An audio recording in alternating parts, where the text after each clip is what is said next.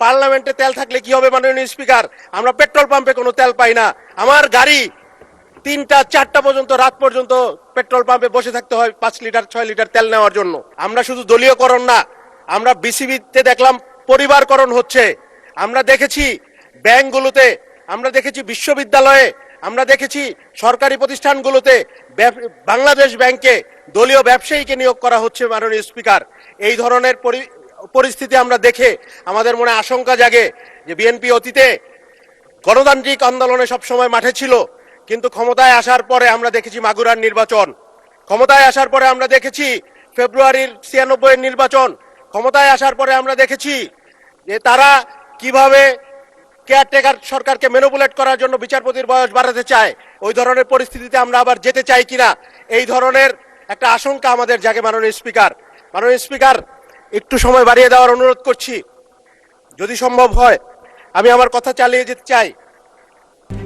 RICL TMX, যুগের পর যুগ স্থাপনা থাকে মজবুত।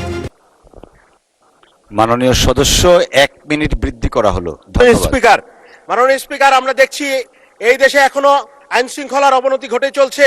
মাননীয় স্পিকার, আমরা দেখছি আমার নারায়ণগঞ্জে স্বেচ্ছাসেবক দলের পরিচয়ে একজনকে গুম করে হত্যা করে লাশ বেওয়ারিশ হিসেবে দাফন করা হয়েছে, অথচ তার বিরুদ্ধে আইন শৃঙ্খলা বাহিনী কোনো ব্যবস্থা নিচ্ছে না।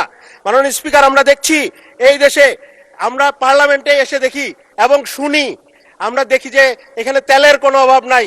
পার্লামেন্টে তেল থাকলে কি হবে মাননীয় স্পিকার? আমরা পেট্রোল পাম্পে কোনো তেল পাই না।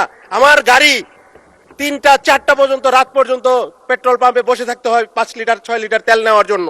মাননীয় স্পিকার, আমরা আজকে রাষ্ট্রপতির ধন্যবাদ প্রস্তাবের উপর ভাষণ, রাষ্ট্রপতিকে দেশের জনগণ একজন মেরুদণ্ড সম্পন্ন এবং সঠিক সিদ্ধান্ত নিতে সক্ষম ব্যক্তি হিসেবে মনে করেন না, জনগণ মনে করেন না। আমি মনে করতে পারি কিনা এই মহান সংসদে আমি জানি না, সাংবিধানিকভাবে এটা মনে করা পসিবল কিনা, কিন্তু জনগণের মতের প্রতি আমি শ্রদ্ধাশীল মাননীয় স্পিকার। আমি মনে করি।